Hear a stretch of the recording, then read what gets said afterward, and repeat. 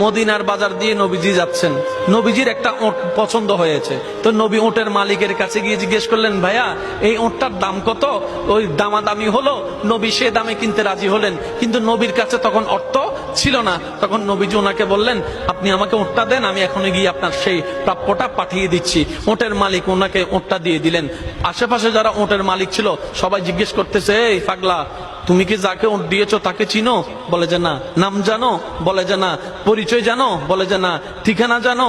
না। তো তুমি যে ওটটা দিয়ে দিলা, উনি যদি ওটার টাকাটা না ফাটায় তখন তো তুমি লসের মধ্যে চলে যাবা। সে ওটের মালিক বলে, এত সুন্দর নুরানি চেহারাওয়ালা কখনো বাটপার হতে পারে না, কখনো চিটার হতে পারে না, কখনো মিথ্যুক হতে পারে না।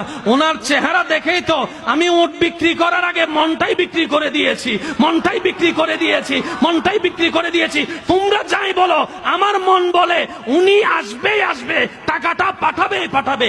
এই কথা বলতে না বলতে কিছুক্ষণ পরে নবীজির একজন সাহাবা এসে বলছেন, একটু আগে একজনে ওট নিয়ে গিয়েছেন, কাছ থেকে ওটের মালিকটাকে একটু দেখতে চাই। উনি বলে যে আমার থেকে। তো উনি বললেন, আমাদের নবী আপনার থেকে ওটটা নিয়ে গিয়েছেন, ধরেন ওটের টাকাটাও দিয়েছেন, আপনাদের খাবার জন্য কিছু খেজুরও হাদিয়া পাঠিয়েছেন, খেজুরও হাদিয়া পাঠিয়েছেন। ওই ওটের মালিক বলে, ভাইয়া